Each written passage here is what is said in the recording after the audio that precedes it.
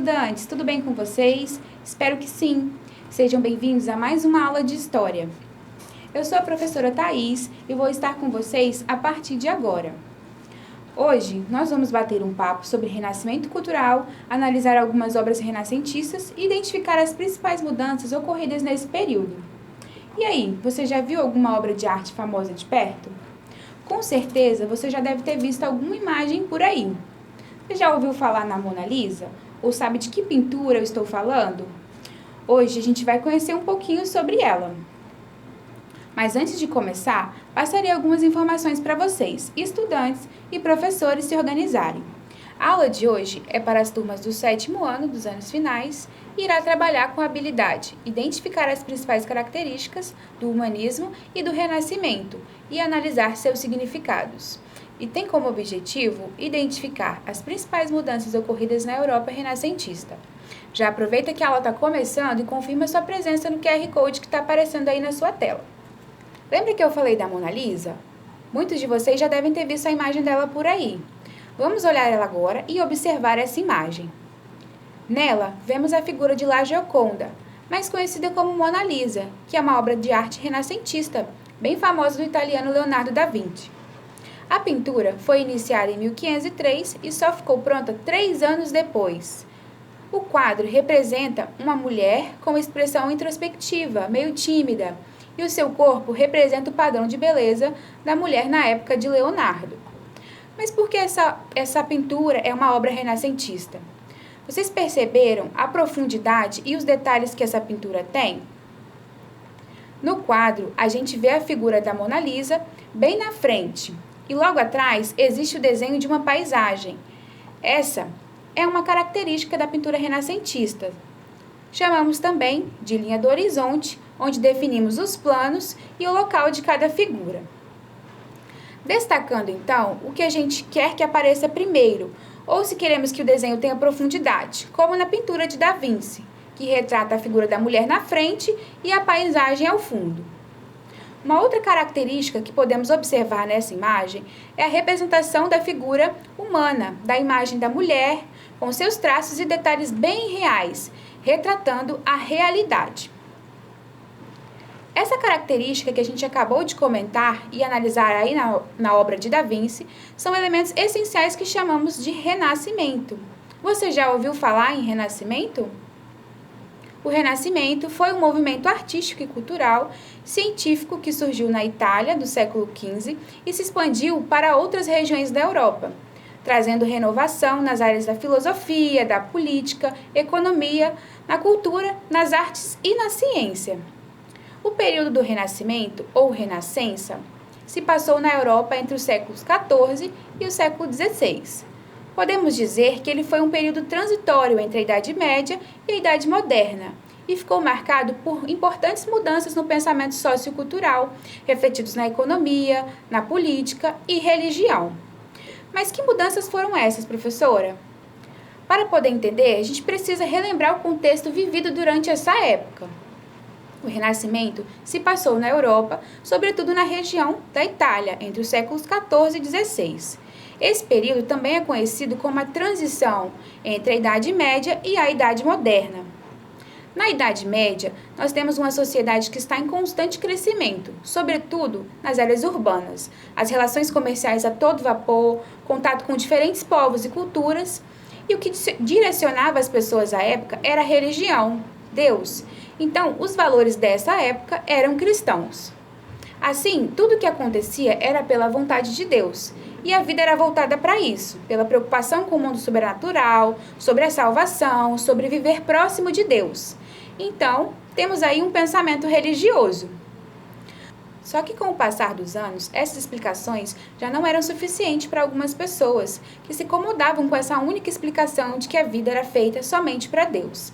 Então, passaram a questionar essas explicações religiosas, como também desenvolver alguns estudos e observações da vida, baseada no homem, no que acontece no seu cotidiano. Os artistas do Renascimento buscavam inspiração nos valores estéticos do período clássico greco-romano, com riqueza de detalhes e valorização da estética do corpo do homem. Eles consideravam que essas obras criadas durante a Roma Antiga tinham valores superiores aos criados na época medieval. Dessa forma, existe então uma mudança de pensamento, no qual a racionalidade passa a ser estudada. Ocorre o abandono então do mundo sobrenatural, e o homem passa a ser o centro das atenções, não somente Deus, como era no período medieval. Nós vimos a pintura de Da Vinci, ali no comecinho da aula, lembram? E comentamos sobre os detalhes e a profundidade que essa obra tinha, da Mona Lisa. Pois então, na arte renascentista, essas mudanças podem ser percebidas facilmente, como nós comentamos. Para nós que já estamos acostumados a ver tantas coisas, parece ser só mais uma curiosidade. No entanto, para aquela época onde as pinturas e as figuras eram feitas somente para fins religiosos e não tinham perspectiva de luz, nem de sombras e poucos detalhes, com o advento da pintura renascentista, muita coisa mudou. Quer ver só? Vamos analisar umas pinturas medievais e comparar com algumas pinturas renascentistas. E com certeza vocês vão perceber a diferença entre as imagens. Primeiro, vamos analisar as pinturas medievais. Essas pinturas são figuras medievais e percebam que em todas essas imagens a gente tem um ponto em comum. Nela, as pessoas estão sendo atacadas por uma espada. Reparem aí. E mesmo assim, as figuras não revelam a dor dessa pessoa. A expressão que está aí nessas imagens é um rosto de tranquilidade, de serenidade. Observem também que as figuras não têm uma preocupação em seguir as formas reais do corpo humano. Aqui nas imagens, vemos que o rosto é meio que padronizado, o olhar é o mesmo, a cabeça é uma maior do que a outra menor, sem muita expressão e detalhes. E além disso, as figuras medievais possuíam uma temática, sobretudo religiosa. Então, não tinha importância para elas retratar o que a pessoa estava sentindo, os detalhes do seu corpo, do seu rosto. As pinturas eram feitas para passar uma mensagem, quase sempre religiosa, retratar um período, uma guerra, um ataque. Já a pintura renascentista é diferente da pintura do medievo, pois ela se destaca em relação aos detalhes que ela retrata, a temática que ela desenvolve sobre a observação da natureza e, particularmente, diz respeito à anatomia humana e na aplicação de princípios científicos, como o uso da perspectiva e da luz. Aqui nessa primeira imagem, nós vemos a obra O Incêndio de Borgo, de Rafael Sanzio, um dos primeiros artistas renascentistas que contou com a ajuda do seu assistente ou aprendiz, Giulio Romano.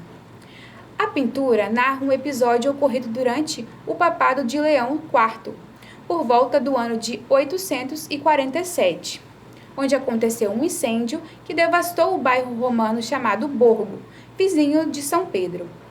Rafael devia projetar esse afresco, uma composição no qual apresentava uma cena do fogo de incêndio, as pessoas fugindo e a bênção papal que ia salvar essas pessoas. E ele fez isso.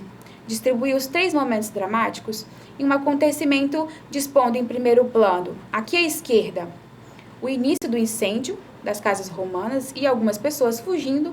Na zona central, a gente tem um grande grupo de mulheres e crianças, meio que desesperadas ali clamando por socorro.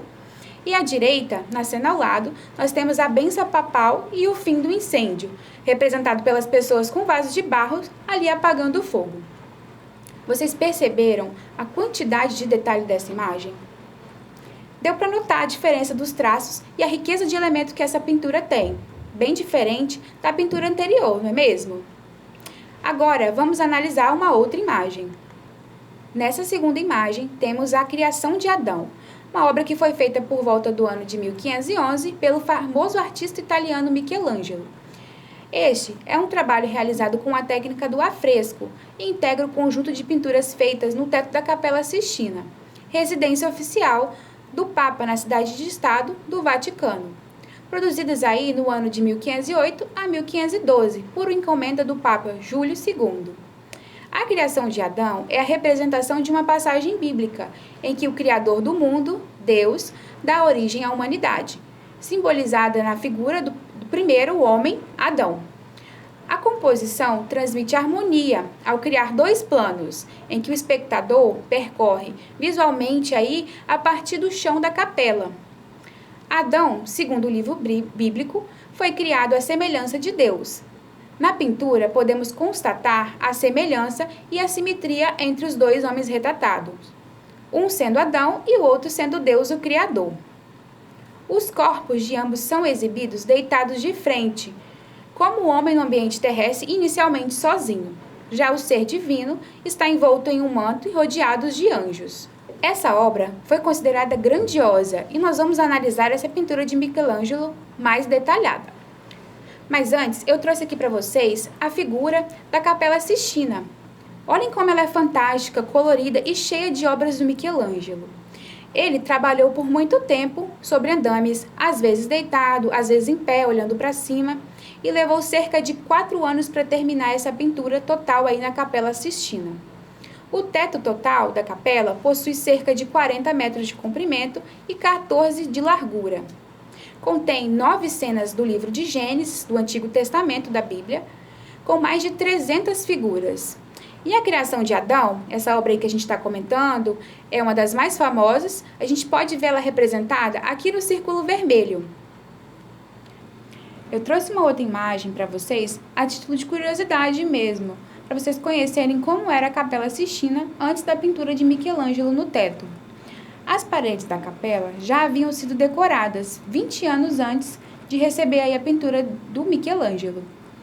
Foram pintadas com algumas cortinas drapeadas e até hoje são cobertas com as tapeçarias de Rafael Sanzio, que a gente comentou lá atrás. A decoração do espaço, como um todo, foi criada por muitos artistas renomados da Renascença, entre eles Botticelli, Perugino, Luca Cosimo. Mas enfim, vamos voltar a falar da pintura mais famosa de Michelangelo. E agora sim, bora analisar a criação de Adão mais detalhada. Nessa imagem, temos o gesto de Deus. Os dedos dos personagens parecem se tocar, são o ponto alto da composição. A mão de Adão ainda aparenta falta de vitalidade, que será dada através dele, por Deus, através do toque. O Criador exibe o dedo indicador, esticado, em um gesto simples e direto, agraciando o homem com a vida. Nessa imagem, vemos aqui Adão, apresentado como um homem que preguiçosamente desperta. Ele levanta o tronco em direção a Deus e apoia o cotovelo em seu joelho, a fim de se aproximar do gestor divino, de Deus. É como se ele tivesse acabado de acordar de um sono profundo, pois podemos perceber que seu corpo está relaxado e sua feição está acomodada. Nessa imagem, podemos ver como a figura humana é bem representada anatomicamente. Podemos ver que os músculos estão completamente detalhados, o seu corpo completamente nu, como a imagem mostra. E vamos para outra análise. Aqui temos a figura de Deus, manifestada de forma vigorosa, os longos cabelos grisalhos, sua barba volumosa, transmitindo uma ideia de sabedoria. Sua vestimenta é representada de forma fluida, o que permite a observação de seu corpo jovem e musculoso, como o de Adão. A gente pode perceber as pernas, os braços bem detalhados. Essa maneira de representação do ser humano, valorizando aí o corpo, é uma característica da arte renascentista. Aqui, o Criador tem seu corpo envolvido por um manto vermelho e inflado pelo vento. Muitas figuras angelicais ao seu entorno e dizem que essa mulher ao lado dele é a Eva, companheira de Adão, que ainda espera nos céus pelo momento de descer à terra. Agora é com vocês. Depois de aprendermos um pouco sobre o que foi Renascimento e fazer uma análise minuciosa de algumas obras renascentistas e também de algumas obras medievais, nós vamos brincar um pouco, beleza? Aqui nós temos um caça-palavra. Vocês precisam encontrar essas palavras que são características do Renascimento. Pintores, arquitetos, natureza, músico, razão, produção e Europa. Eu vou dar um tempinho para vocês encontrarem e já volto para conferir junto com vocês a resposta.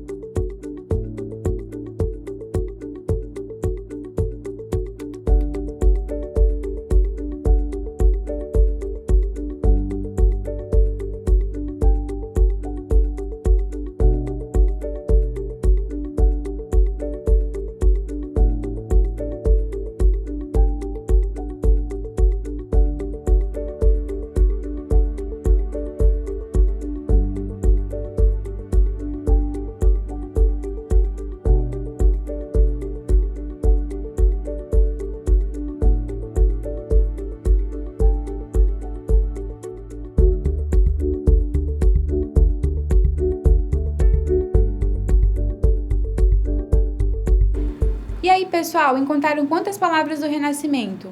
Ao todo, nós tínhamos 7 palavras. Bora conferir onde elas estavam? Aí está, pessoal, as 7 palavras do Renascimento. A gente tem aqui pintores, arquitetos, ali embaixo, natureza, produção, Europa, razão e músicos. Galera, hoje nós vimos um montão de coisa, conhecemos algumas obras de arte famosas, fizemos análise de algumas pinturas e podemos conhecer características do Renascimento, principalmente o Renascimento cultural. Eu espero que vocês tenham gostado e que não tenham esquecido de registrar sua presença na aula através do QR Code que está aí na sua tela.